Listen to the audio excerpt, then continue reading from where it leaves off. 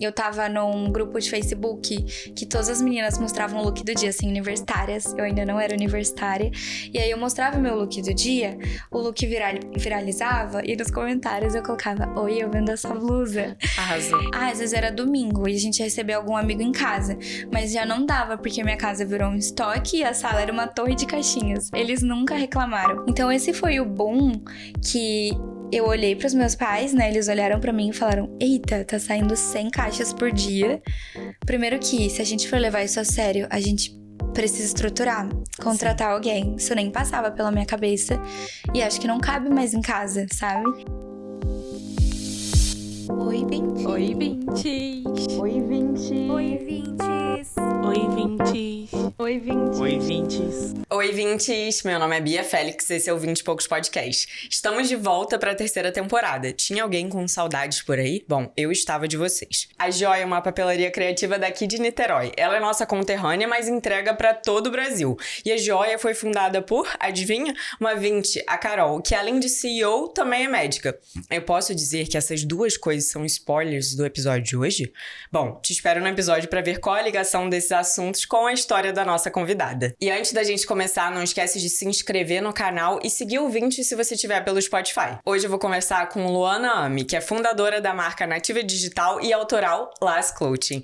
A Lu tem 21 anos e estuda marketing na USP. Se você é uma mulher nos seus 20 e poucos, grandes chances são as de que você conhece a Las, a marca queridinha das mulheres nos 20 e usada por celebridades como a It Girl Lívia Nunes e a rainha dos básicos Kate Tourinho. Em 2021, a marca faturou o seu primeiro milhão. Agora você vai descobrir como foi a trajetória desde a criação da marca, quando a Lu tinha 18 anos, até aqui. Oi, Lu, bem-vindo ao 20 e Poucos Podcast. Oi, Bia. Oi, Vintes. Tudo bem com vocês? Fiquei muito feliz de estar aqui hoje. Tudo bem, eu também tô muito feliz que você tá aqui estreando a nossa terceira temporada. Acho que vai ser muito legal conhecer essa história, né, da Las, que já tem alguns bons anos, mas você é super jovem, então tem muita história pra gente contar por aí. Sim, queria agradecer o convite e falar que eu não sou muito sair contando a história da marca por aí, às vezes na correria, né? Então vai ser bacana. A gente vai contar bastante coisa que eu nunca falei em nenhum lugar. Exclusividade, viram, 20? Pra gente começar, vamos começar com quebra-gelo. Poucas e boas com Lu Ame. Qual a sua combinação de esmalte preferida? Nossa, isso é muito fácil. Eu sempre pinto de clarinho, como vocês estão vendo. Então, eu gosto de passar batida de coco e uma camada de cintilante. Geralmente, eu uso aquele... Eu acho que é o Neném que fala? Eu não decoro o nome dos esmaltes, mas fica legal. Eu amo, e você é super integrada nesses assuntos também na Las, né? É, sim. Qual a sua parte preferida de trabalhar com marketing? Eu acho que trabalhar com marketing envolve trabalhar com ideias. Então, a gente nunca tem um padrão. Ao mesmo tempo que, às vezes, isso é assustador, é legal. A gente tá sempre criando coisa nova. Nunca é uma coisa rotineira, sabe? Sim, total. E para essa dinamicidade toda é preciso de muito estudo, né? Eu sempre falo que começar é o mais difícil, mas eu vou simplificar para você. Se você tem interesse em atuar na área de marketing, como eu e a Lu, que é uma das que mais crescem no Brasil, com diversas opções de carreira, você pode se inscrever no curso de Marketing Digital da EBAC, que é a Escola Britânica de Artes Criativas e Tecnologia. O curso é online, você pode fazer no seu tempo, de acordo com a sua disponibilidade, e o legal é que, além do material do curso, você também conta com acompanhamento individual de um tutor.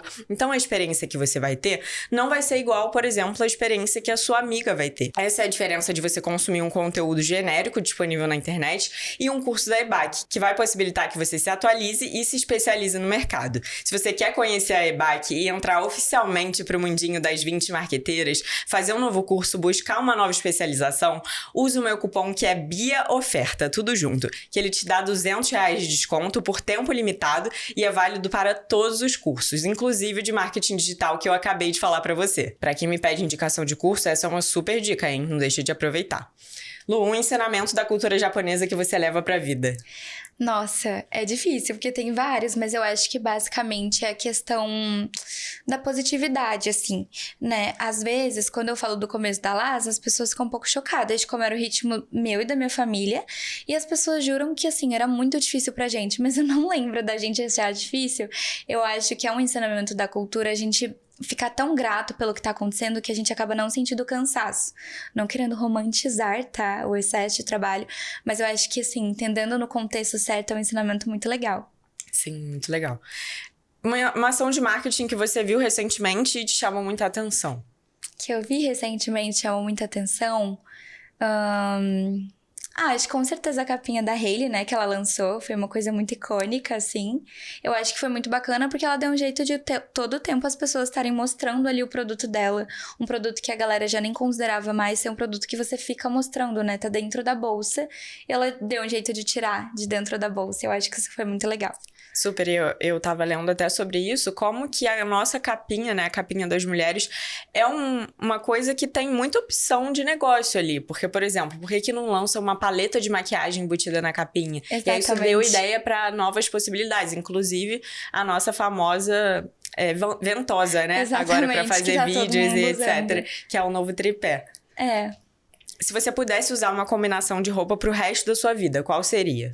Com certeza essa, que é jeans e branco. Eu sou viciada e eu acho que não tem erro, né? Total, meu namorado fica me zoando, falando que eu só uso blusa, regatinha e calça. Sim, Ele fala e meu namorado regatinha e fala, calça. você sempre compra as mesmas roupas. No caso, eu não compro, mas eu tô sempre vestindo as não mesmas compra, roupas. isso deve ser maravilhoso. Aham. Um produto que não sai da sua necessaire. Da minha necessaire, nossa, no momento eu acho que o lip combo, eu odiava batom, e agora eu tô amando batom.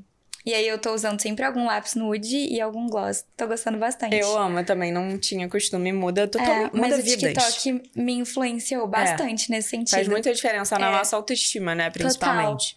Muito legal, Lu. Agora vamos entrar de fato na entrevista. Começando com a pergunta que todo mundo que te conhece e conhece minimamente a história da Lass deve imaginar. Aham.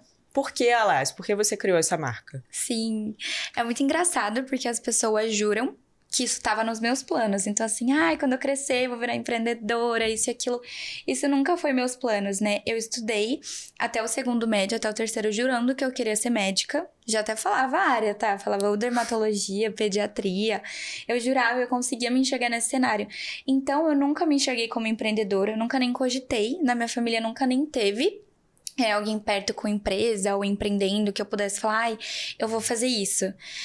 Só que o que me fez acontecer e surgir a Lass foi que basicamente eu amava o meu lado artístico, mas não percebia. Então, assim, eu viciada em estudar, pensando em fazer medicina, às vezes na aula eu me perdia porque eu tava desenhando. Então eu amava desenhar. E com isso de amar desenhar e tudo mais, foi quando eu desenhei uma vez umas roupas, meio que brincando, e queria estampar. Porque eu queria comprar de uma marca que tinha roupas estampadas, na época não ia rolar comprar. Mandei estampar. As peças ficaram fofíssimas, eu postei no Instagram. E aí, na época, umas meninas quiseram comprar, né? E eu pensei, eu vou fazer pra elas. E aí, quando eu comecei a pesquisar de fazer pra elas, eu vi que ia ser inviável o custo, assim.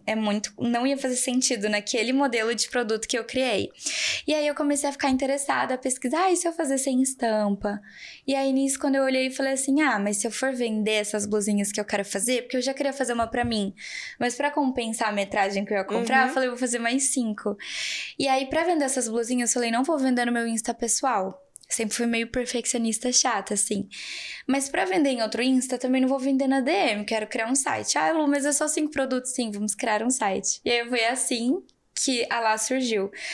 E o nome? Você fez estudo de mercado? Você buscou o melhor nome possível? Não. Eu não sei se eu já falei. O nome da Lass são as iniciais do meu nome. É mesmo? E aí, por isso que virou Lass. Eu imaginava, mas nunca tinha feito essa correlação. Sim, e daí virou assim. E a gente ainda colocou o apóstrofo, assim, né? Pra ficar mais chique. E aí foi isso, basicamente. Adorei, achei chique mesmo. É muito legal, porque quando a gente vê histórias da marca, né? Vocês que estão ouvindo 20 e pouco já ouviram outros episódios assim. A gente sempre vê como o início não é planejado, né? Porque as pessoas se preocupam muito em tirar uma ideia do papel com tudo planejado, tudo certinho. E a verdade é que as coisas vão acontecendo aos poucos conforme você for fazendo, né? A gente estava até conversando sobre isso antes da gravação aqui. Sim. Lu, e aí qual foi o momento que você viu que realmente aquilo ali era uma empresa a partir das peças que você criou um site pra vender e você falou, eu quero continuar fazendo Sim. isso e vou desistir de medicina? Então, na verdade, eu não consigo lembrar do momento específico que eu falei, vou desistir de medicina. Porque eu ia fazendo a loja isso eu tava na escola e eu lembro que eu ainda ia estudando, sabe? Então, assim, eu vou postar porque depois eu vou ficar pra aula à tarde, depois vou pra aula de dação, pra você ter noção de como era minha rotina, mais ou menos. Eu lembro que eu chegava na escola, tinha as aulas normais, aí no intervalo eu decidia fazer umas postagens, super empenhada lá no Canva. Vai ficar lindinho. E não sei o quê. Eu tinha aula de tarde na escola e geralmente eu tinha aula de redação depois. E aí, isso do cansaço é muito interessante, porque eu saía da aula de redação umas 7 da noite, minha mãe me buscava, porque ela trabalhava em outra cidade, e mesmo assim a gente ainda falava, vamos passar na costureira, que era quem tava fazendo nossas peças na época. E assim, não era cansativo pra mim, porque era tudo tão novo, só que aí nessa dedicação de energia entre fazer as roupas, estudar, sem perceber, no terceiro médio eu tava dedicando muito mais no sentido da LAS, do que no sentido ainda de ter uma nota excelente no vestibular, que era o que faria eu entrar em medicina, sabe? Mas mesmo assim, você passou em marketing na USP, né? E essa história foi engraçada também, porque assim, quando cheguei no terceiro médio, que foi quando a LAS tava deslanchando... Não tava deslanchando, não. Eu tava dedicada, mas não tava deslanchando. No final do terceiro médio, eu comecei a ver que eu me encontrava ali. E aí, foi uma fase que... depois, não sei se a gente vai entrar nesses assuntos, mas foi uma fase que eu tava ali, não entendendo o que eu faria de faculdade. Meu namorado virou e falou, estou indo estudar em outro país. E eu comecei a perceber que eu não ia conseguir passar em medicina, sabe? Eu sabia que eu tava dedicando energia pra outras coisas, mas eu olhava e falava, olha, eu acho que eu não vou conseguir passar. Você começa a fazer os simulados e tudo mais. Então, foram várias emoções ao mesmo tempo.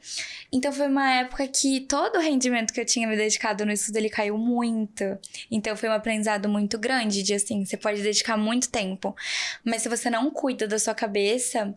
Chega lá na hora, não tem o que fazer. Não, total. E era quando eu tava muito instável. Então eu falei, vou fazer ADM. Queria fazer ADM na USP também. Não passei pela segunda fase. Eu acho legal falar isso, porque às vezes as pessoas acham que foi tudo perfeitinho. Eu não passei, eu me inscrevi no cursinho, eu já estava matriculada. Eu passei em marketing quando a lista foi rodando. E meu pai, que tava com muita esperança, ele ficava vendo a lista. Eu passei, sei lá, na 4ª lista. E aí eu falei, eu não quero fazer cursinho, eu vou tentar. E aí eu me apaixonei.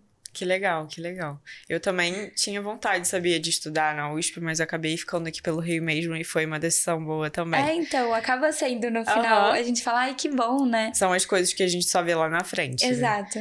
Né? E agora eu queria que você contasse uma coisa que até as meninas que você abriu uma caixinha no Instagram pediram, né? Que é como foi mesmo o início da LAS, como eram os perrengues, essa parte que você falou que vocês viam com a positividade, mas quais eram os perrengues? Nossa, é muito engraçado, porque eu não lembro de tudo. Eu não lembro de tudo. Às vezes a minha mãe comenta, sim, algum detalhe ou outro, eu vou lembrando. Mas a gente tinha uma rotina que, como isso não me cansava, isso não ficou na minha cabeça de um jeito forte, sabe? Mas assim, na época que eu tava na escola, eu tava tentando fazer a LAS acontecer. Então não tinha venda por venda mesmo, assim, sabe? Tinha que ter um grande esforço. Eu acordava, falava assim, eu vou vender pelo menos uma peça por dia.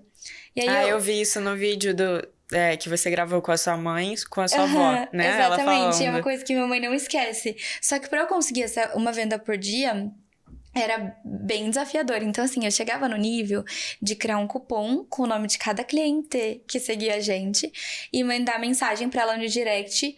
Gente, eu não sei nem se isso é legal, né, hoje em dia. Mas eu tirava print da foto de perfil delas, fazia uma arte no Canva do tipo assim, criei um cupom pra você, Gabriela. E eu acho que a pessoa ficava meio assustada. Mas dava certo, assim. E aí, a gente ia fazendo uma venda por dia. Eu tava num grupo de Facebook que todas as meninas mostravam um look do dia, assim, universitárias. Eu ainda não era universitária. E aí, eu mostrava o meu look do dia, o look viralizava, e nos comentários eu colocava, oi, eu vendo essa blusa. Arrasou. E eu chamava elas até que eu fui expulsa do grupo, porque uma das regras era não vender. Viu? Vocês têm que seguir as regras. Não, mas às vezes não, sabia? Às vezes não. Porque você só fez isso, só começou a vender essas peças ali porque você burlou um pouco as regras.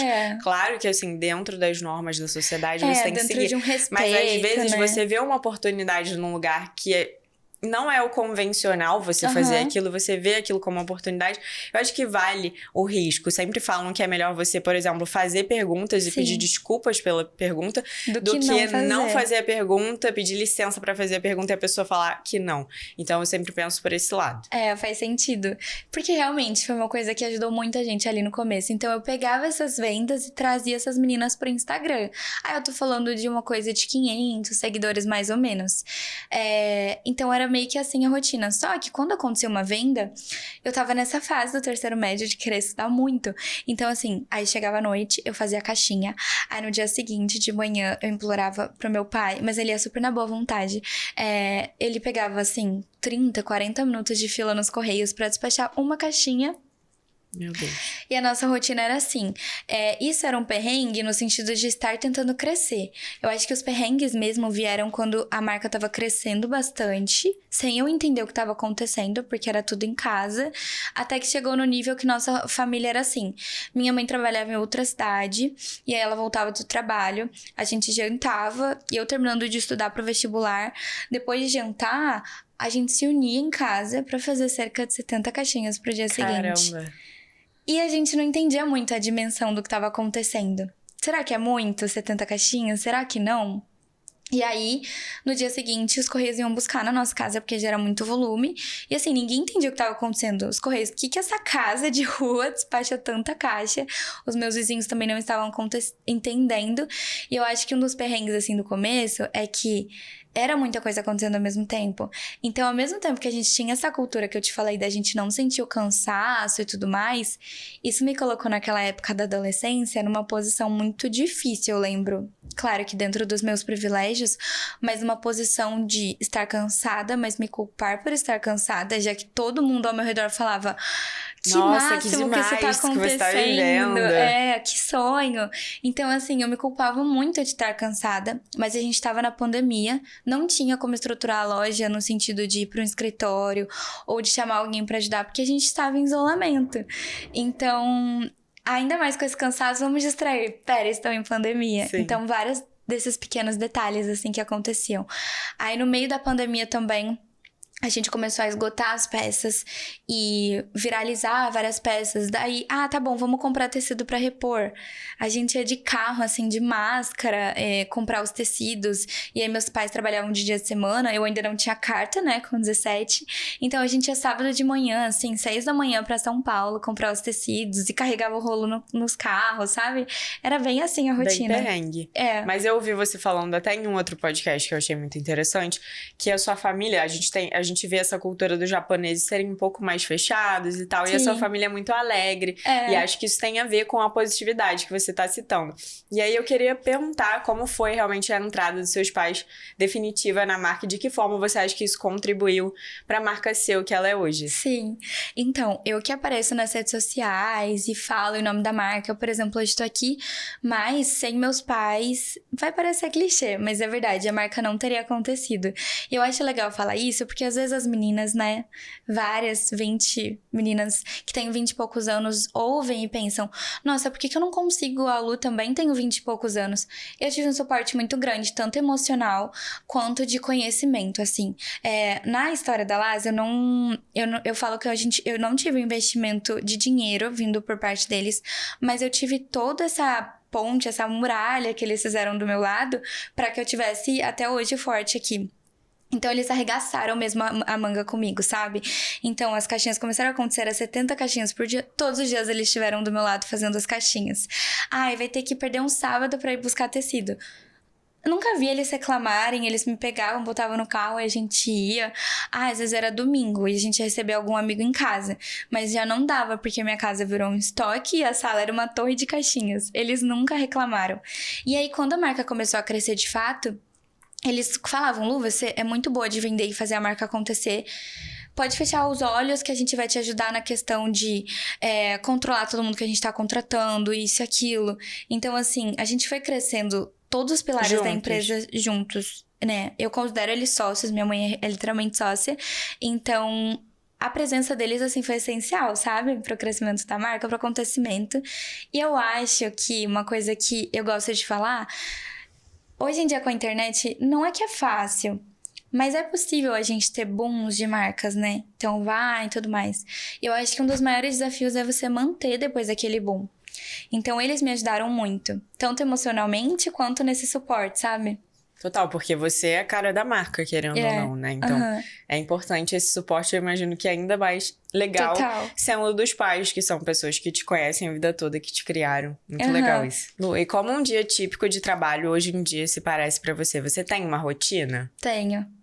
Eu sou meio chata com isso. Conta.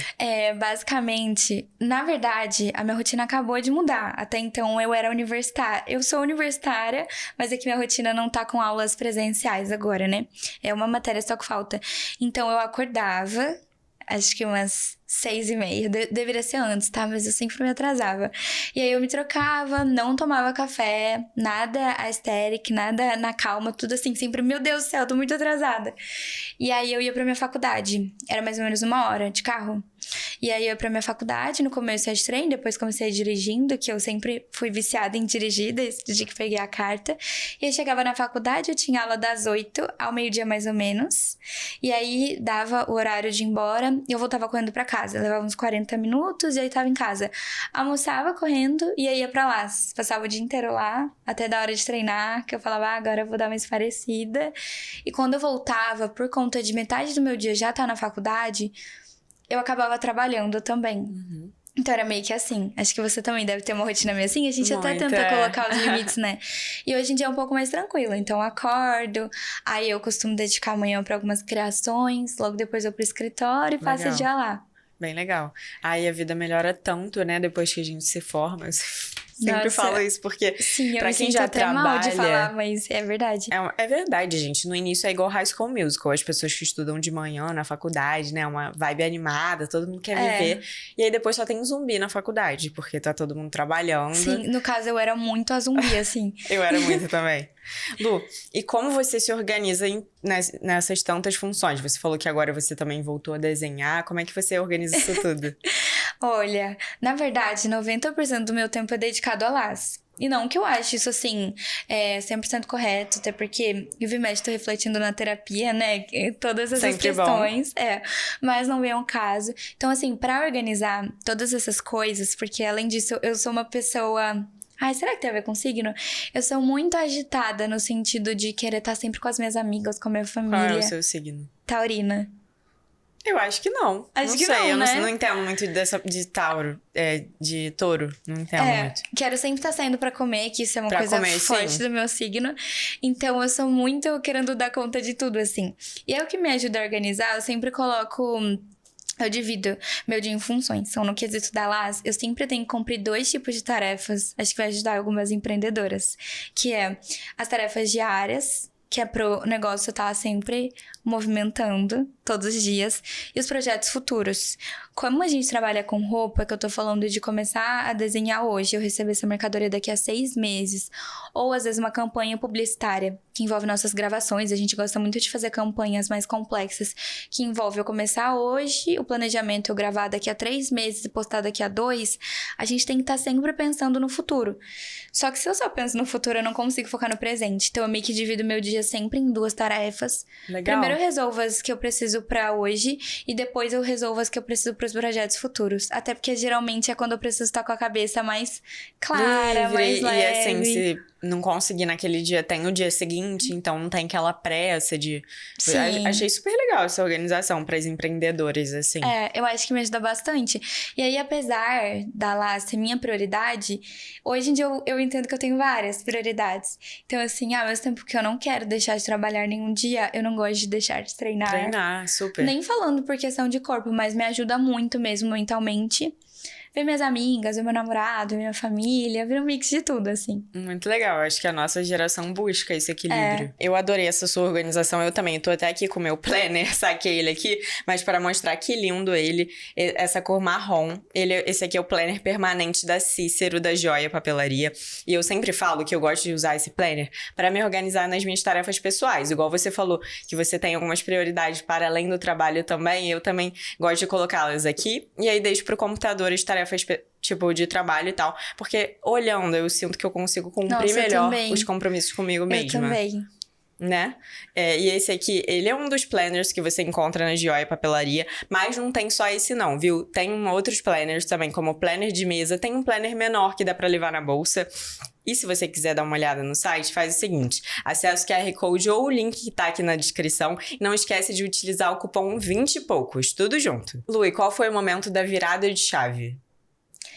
Bom, eu acho que tô tentando voltar no tempo pra lembrar todos os detalhes. Mas eu não sei se você conheceu a Laz nessa época. Quando eu tava numa fase de ser viciada em kimonos. A gente teve uma fase muito viciada em kimonos. E aí, em todo lugar vendia kimonos estampados, assim. Só que eu gostava dos estampados, mas eu era assim, ó. Eu saía de casa com short jeans, um cropped e um kimono. E aí, no caso, eu queria um kimono básico. Eu comecei a pensar, hoje eu entendo que é uma estratégia, na época eu não entendia. Eu pensei, acho que foi sem querer. Eu comecei a pensar, eu vou fazer de uma cor só, porque eu não tenho dinheiro pra fazer tecido estampado. É muito mais caro se você não é uma empresa grande. Então, pro consumidor final, não faz sentido nenhum. Eu nem tinha acesso a uma composição boa de tecido estampado na época. É muito difícil o maquinário pra estampar tecido bom. E se eu usasse uma cor lisa, a chance de eu conseguir repor depois, posteriormente, e conseguir fazer a marca crescer comprando essa tecido em grande quantidade era muito maior. Então, assim, do que eu fazer um kimono de borboleta, eu fazer um kimono liso, toda essa logística de empresa ia fazer muito mais sentido no final das contas. Caixa, enfim. E hoje eu entendo que era uma estratégia. Então, eu comecei a fazer esses kimonos lisos. Eles viralizaram, assim. Eu postava a foto usando eles no feed. Eu lembro que dava, assim, 6 mil curtidas. A gente tinha, o quê? 20 mil seguidores. Nossa, muito bom. E a gente ganhava 2 mil seguidores por semana. E a gente fazia reposição, esgotava. Só que era uma loja pequena dentro de casa, em que cada reposição de 100, 200 unidades esgotava. Então, toda semana eu ia pra São Paulo comprar mais tecido. Então, esse foi o boom que eu olhei pros meus pais, né? Eles olharam pra mim e falaram: eita, tá saindo 100 caixas por dia. Primeiro que, se a gente for levar isso a sério, a gente precisa estruturar. Contratar alguém. Isso nem passava pela minha cabeça. E acho que não cabe mais em casa, sabe? E acho que foi aquela coisa, né? Quando a oportunidade bater a sua porta, você precisa dar pronta. Então, teve a viralização do Instagram e tal, mas você se preparou também e viu, não, isso aqui é sério, a gente precisa levar isso a sério. Eu vou realmente aproveitar essa oportunidade e vender da melhor forma possível. Sim, exatamente. E aí, quando tudo isso aconteceu, eu tava próxima a fazer 18 anos. Meu aniversário é dia 22 de abril. E aí, no dia 22 de abril, que foi um pouco depois desse boom dos kimonos, eu fui correndo pra registrar a empresa certinho no meu nome. Só um pouco vinculado aos meus pais. Chegando.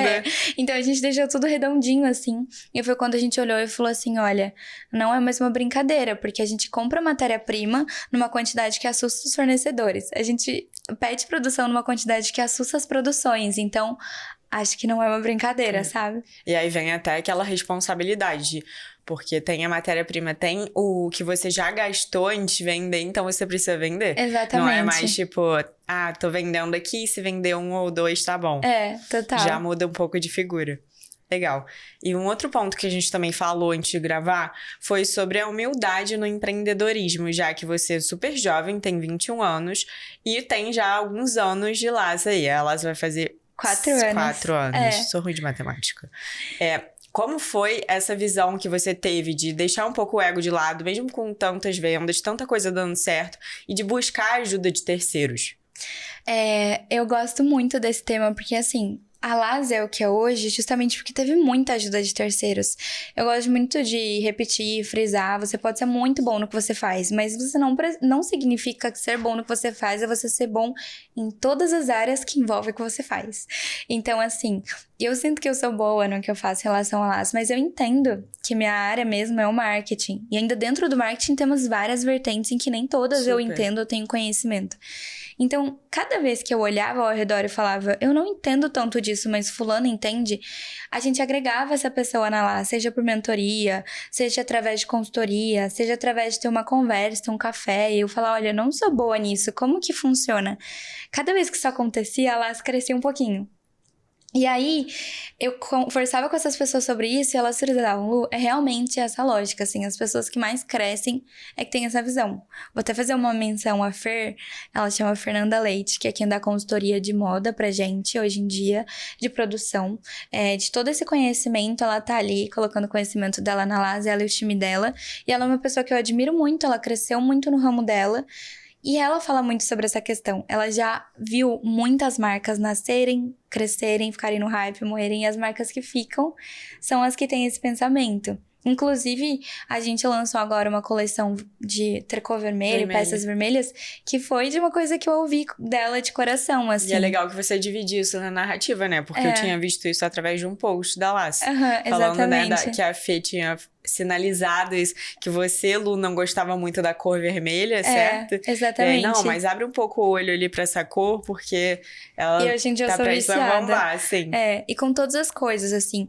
E na trajetória, assim, da Laz, já aconteceu muito nessa... Você falou da palavra do ego, né? De, às vezes, a gente ficar chateada com algumas coisas. No mundo da moda é muito comum essa coisa de copy, enfim... Até porque as tendências acontecem em comum, com marcas em comum. Mas aí, aos poucos, a gente vai esfriando um pouco esse sentimento e vendo que cada coisa é um ensinamento também. Então, às vezes, outras marcas que entraram no vermelho, com certeza não são porque copiaram a Laz nem nada do tipo. Mas é interessante ver como cada marca se posicionou. Às vezes, elas trouxeram uma narrativa diferente e que às vezes você pode olhar e falar, nossa, que estratégia muito bem feita. Eu tenho que me preparar na próxima, sabe? Pra trazer um contexto que inclui isso aqui. E eu acho que isso faz, assim, qualquer marca, qualquer pessoa voar, sabe? Sim, eu acho que é ter essa humildade que em qualquer carreira, né? Na verdade, a gente tem que ter e na vida também. Sim. Pra saber lidar melhor com as pessoas, eu acho que é assim que a gente prospera. Que é saber a hora de estender a mão e também de aceitar a mão, a ajuda do total. outro. Legal. E também uma coisa que eu vejo muito na sua criação de conteúdo, porque você hoje que gerencia os 3 perfis, o seu, o da Laz e da Laz Club, é isso? Sim. Nossa, é um trabalho também, né? Sim. E aí, uma coisa que eu vejo muito presente é como você respeita a sua forma de comunicar. Acho que é legal falar, principalmente em relação ao TikTok, que há pouco tempo você começou a fazer as narrativas, né? Falando sobre a história da sua marca por lá, fazendo Arrume Isso Comigo, mas você nunca tenta se encaixar numa trend, num padrão assim de que tá vou fazer uma alta, coisa né? muito expansiva. Você é assim, você se aceita dessa forma e você leva isso pra criação de conteúdo também. E eu acho que isso reflete também no jeito fofo, carinhoso da Laz, que eu ouvi também você já falando. E queria que você contasse um pouco mais sobre isso. Eu acho que pode ter a ver também com você fazer terapia, ou não? Sim, com certeza. Eu faço terapia.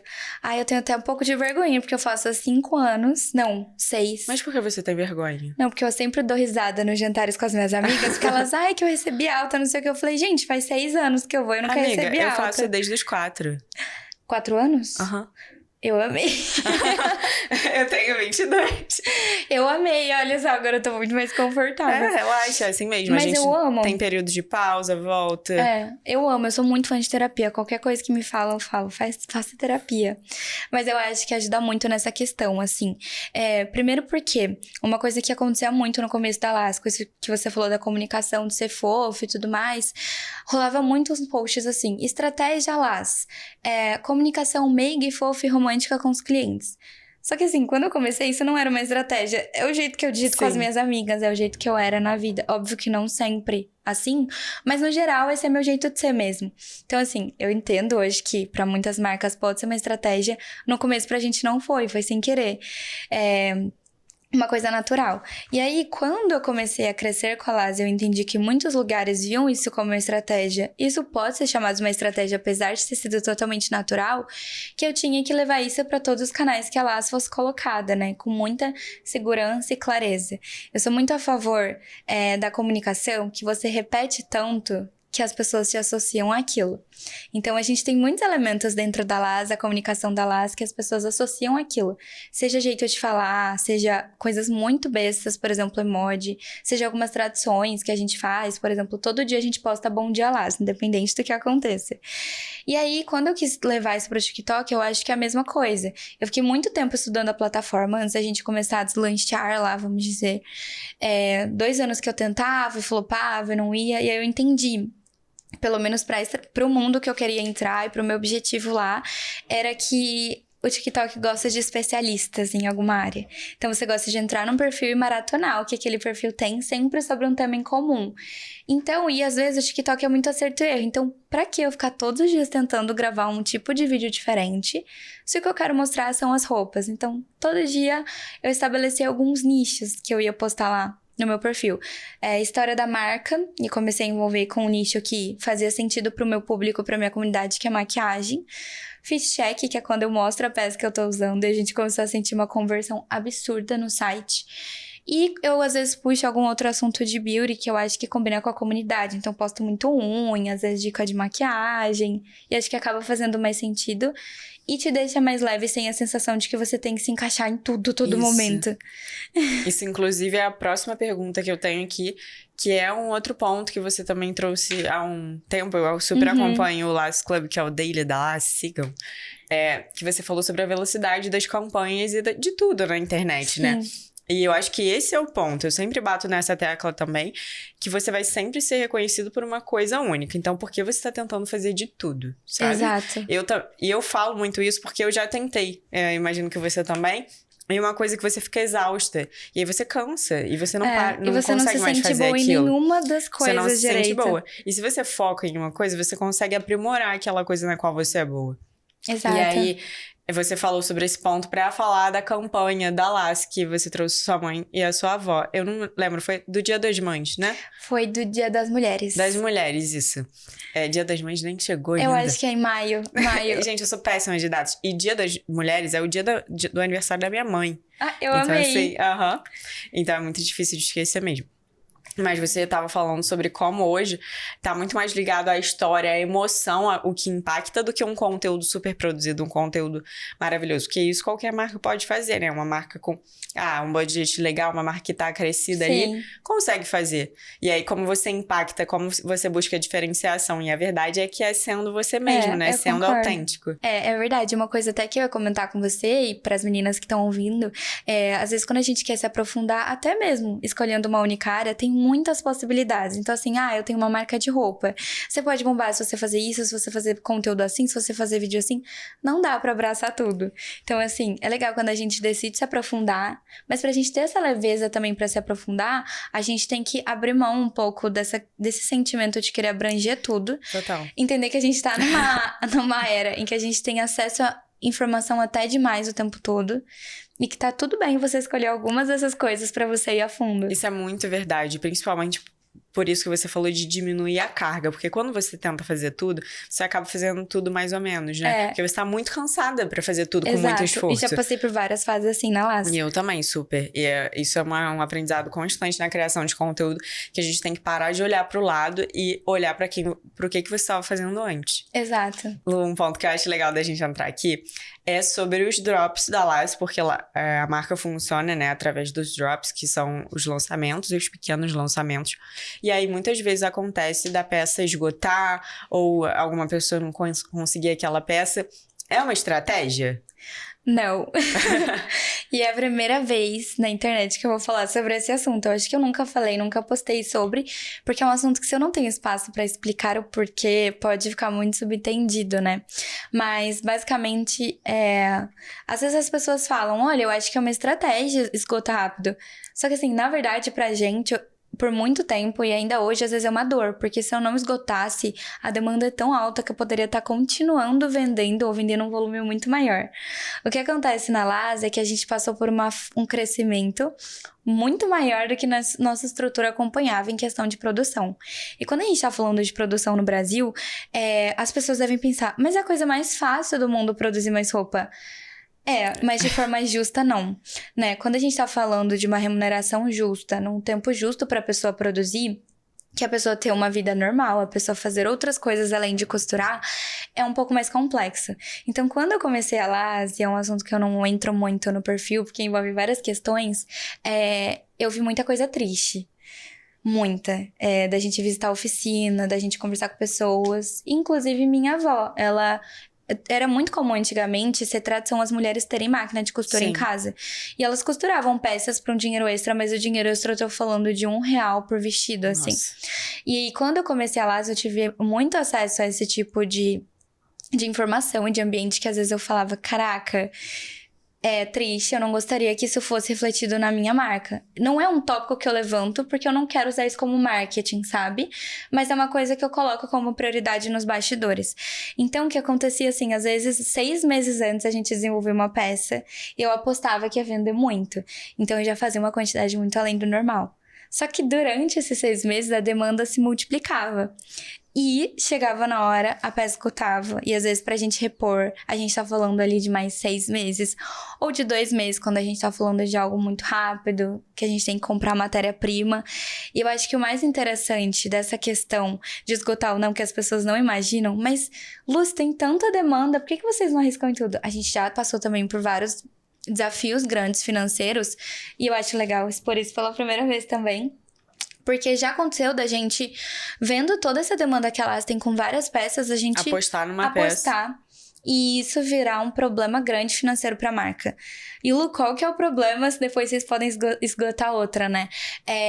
Eu gosto muito de falar, conforme a Laço foi crescendo, eu fui passando a ter um sentimento de responsabilidade que no começo eu não entendia, que é...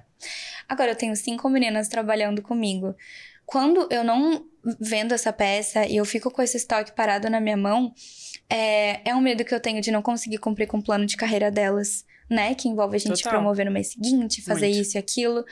Lembrar que talvez, não vou citar nomes, né, pra não expor, fulano que trabalha comigo às vezes precisa pra manter a família. Então, assim, toda aposta que eu passei a fazer na LAS, eu tenho um pensamento muito maior por trás.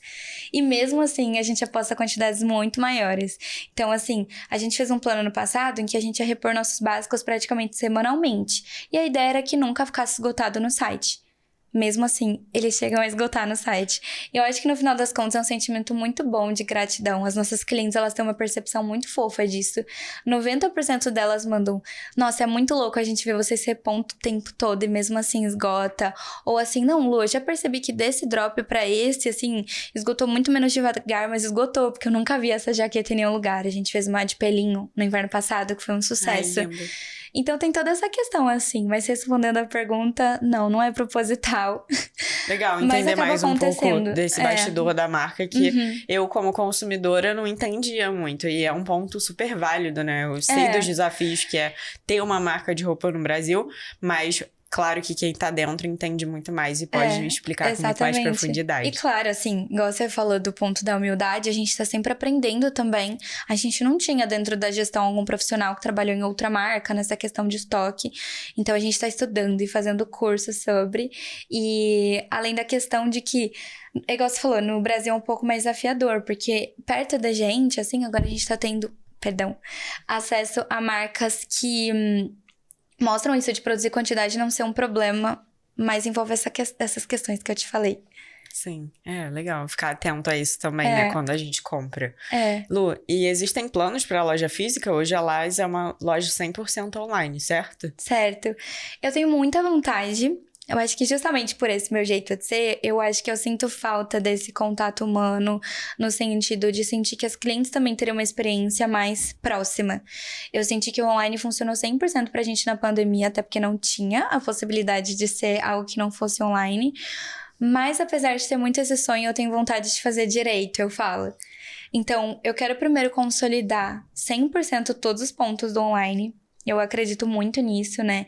Então, às vezes eu vejo, sei lá, a pressa de algumas empresas de abrir todos os meios de canais possíveis de venda, sendo que às vezes online tá com várias picuinhas pro consumidor. Então eu queria primeiro deixar tudo redondinho.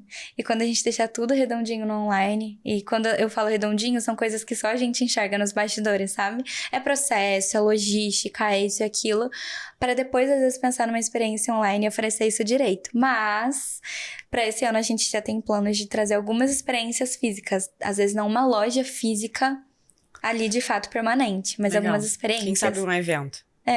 Exatamente. Não vou falar mais nada sobre isso. Entrando num ponto mais pessoal que você mencionou no início do episódio, eu sei que você é super reservada quanto a essa parte, mas você falou que o seu namorado, assim que vocês iam entrar na faculdade, ele foi morar fora. Sim. E até hoje ele é seu namorado. Queria saber um pouco dessa experiência, né? Como foi passar por esse período separados fisicamente. E como ter um namoro de tantos anos, criando uma empresa, equilibrando tudo isso? Eu acho que a gente é parecida, né? Nesse Sim. sentido. Eu vejo que você namora há anos também. Eu adoro esse assunto, porque eu acho que eu nunca falei publicamente também. Então, primeira vez. Mas é uma coisa que eu, ainda misturando com tudo que a gente vem falando no podcast, o Lei, que é o nome do meu namorado, ele foi uma das pessoas que mais me apoiou com a marca. Não só ele, mas a família dele. E a mesma coisa.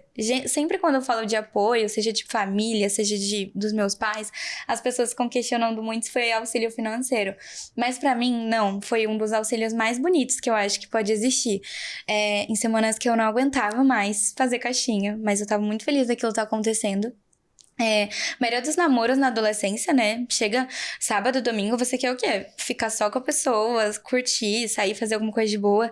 Ele entendia que tudo aquilo estava acontecendo. Ele nunca questionou se eu não estava fazendo errado, no sentido de, nossa, Lu, você deveria contratar alguém. Ele em casa, ele arregaçava a manga e ele fechava 100, 200 caixinhas lá com a minha família junto. Eu acho que isso foi muito marcante pra mim. Foi Que legal. antes dele, inclusive, ir para os Estados Unidos. E aí eu vivi um namoro à distância por um tempo, não sei dizer quanto, porque teria que ser 4 anos, mas teve a pandemia e ele ficou um tempo no Brasil. Ah, entendi. Nossa, mas seriam 4 anos inicialmente. Só que daí isso me abriu também... Eu sinto que a vivência que ele tinha lá me abriu um horizonte muito grande que eu levo pra minha vida pessoal e pra lá. Porque ele lá vivia uma vida totalmente de estudante. Pra onde que ele foi? Ele morava em Orlando. Era um prédio só de estudantes, Bia. Não sei nem se você consegue imaginar, assim. Eu tô falando de... Eu não sei nem dizer quantas torres. Eu nunca vi nada desse estilo no Brasil. Só universitário, uns 4 ou 5 universitários por prédio. Então, isso me ajudou muito na questão que a gente tava conversando antes do podcast de como que né, adolescência, empreendendo, assim. Eu me sentia com muita responsabilidade aqui. Quando eu ia visitar ele, era uma vida tão universitária, assim, que eu me permitia, não tem ninguém vendo aqui mesmo. E eu vivia outra versão, assim. Então, isso era muito bom. É legal ter esses lugares pra fugir, ter meio que o seu alter ego, assim, Sim. né? Pra mim, isso é a minha cidade no interior. Onde eu sou, tipo, ninguém, eu não quero tirar uma foto. Nossa, é muito bom. Uhum. É muito bom ficar relaxando, assim. Lu, você falou em outro podcast também que existe um privilégio que você não teve que passar pela crise dos 20 no sentido da preocupação financeira, que é um dos pontos onde a crise mais bate. Mas, por outro lado, também vieram outras questões e outras coisas. Queria que você contasse um pouco mais sobre isso. Isso é verdade. Eu acho que eu não sei se eu já falei sobre todos esses sentimentos assim, mas eu até acho legal contar para as meninas que estão assistindo, porque às vezes eu converso com novas pessoas que eu conheço. Por exemplo, você tá aqui, minha amiga, a Mari Pimentel, que também é empreendedora. Beijo, Mari. Beijo, Mari. A Marina, minha melhor amiga, que também empreende. Um beijo, Mar. Beijo, Mar. E a gente vê que a gente tem muitas dores, assim, comuns que ninguém fala no mundo do empreendedorismo, sabe? E, realmente, eu senti que eu não passei por essa dor da crise dos 20, vamos dizer, de pensar o que eu vou fazer da vida e o medo de dar certo, porque tava tudo acontecendo muito rápido. Mas algumas dores que eu lembro que eu senti, assim... principalmente quando a Las começou, a minha mente tem costume de apagar algumas coisas ruins que acontecem. Não sei se isso é um mecanismo de defesa, o que é. Acho que minha terapeuta vai saber dizer depois. Mas eu lembro de eu tá ali querendo viver tudo ao mesmo tempo. Então eu queria viver aquela fase de início de faculdade, mas ao mesmo tempo eu tava com responsabilidades que eu não sabia se eu ia dar conta em relação a Las. E o principal, eu me culpava muito por não estar o tempo todo grata daquilo tá acontecendo. Então eu não me sentia à vontade de falar as dores que era estar empreendendo. Mas eu lembro que teve um dia, eu nunca contei isso em nenhum lugar também, que eu passei por um desafio muito grande na Las, assim, que envolvia eu falar, olha, foi um desafio, mas bora levantar a cabeça e seguir. Só que, desde que eu tive a Las, eu sei que é um erro, tá? Eu nunca tirei férias. Nossa. É um grande erro, não incentivo ninguém a fazer. Eu nunca tirei férias porque eu ficava nessa de viajar quando eu não tava na faculdade. Eu sentia que como eu não tava na faculdade, eu tinha que trabalhar, enfim. E aí teve um dia que eu me senti tão mal que... Foi a primeira vez na vida, assim, que eu acordei e não queria sair da cama. Eu lembro que foi um dia muito difícil pra mim, muito em segredo, eu nunca tinha contado em nenhum lugar. E foi quando eu olhei e eu falei, eu não tenho capacidade de continuar a marca e de fazer isso acontecer. Porque isso envolve você ser forte com coisas que você vê, envolvem seu nome. Quando algo dá errado, foi você que fez. Quando dá certo também, mas quando dá errado, foi você que fez. E principalmente eu me senti capaz agora de falar em nome de tantas pessoas. Porque quando algo dava errado no começo, assim, ai, Lu, você errou uma compra gigante de tecido. Tô falando de mim, da minha mãe, do meu pai. E agora com tantas pessoas por trás. E aí eu lembro que foi um dia muito difícil pra mim, assim. Eu olhei e falei, eu não tenho capacidade de continuar a faculdade, eu não tenho capacidade de continuar a LAS. Eu finjo bem que eu sei, e as pessoas acreditam, e eu não tenho essa capacidade. Totalmente síndrome da impostora aí, né? E aí eu lembro que eu fiquei muito mal, assim, né? Falei, meninas, tô em reunião, e eu sem conseguir sair da cama, assim, ó, pensando, eu não quero mais nada disso, sabe? E aí a minha família sempre me apoiou muito. Acho que minha prima vai ouvir esse podcast. E aí, quando eu falei pra ela assim, olha, eu tô um pouco estranha, porque eu não quero ir trabalhar hoje e eu não tô conseguindo levantar da cama. E, mais uma vez, falando dentro de um privilégio muito grande, né? De poder fazer isso ou escolher isso. Mas ela nunca me viu passar por isso. Todos os dias, até de sábado e domingo, eu falaria sobre a LAS, eu pensaria sobre a LAS. Então, ela falou pro marido dela, que eu considero ele meu primo, e eles são muito próximos de mim, em acompanhar como que foi todo esse crescimento, porque meus pais viam como que era no sentido de minha filha tá se dedicando muito.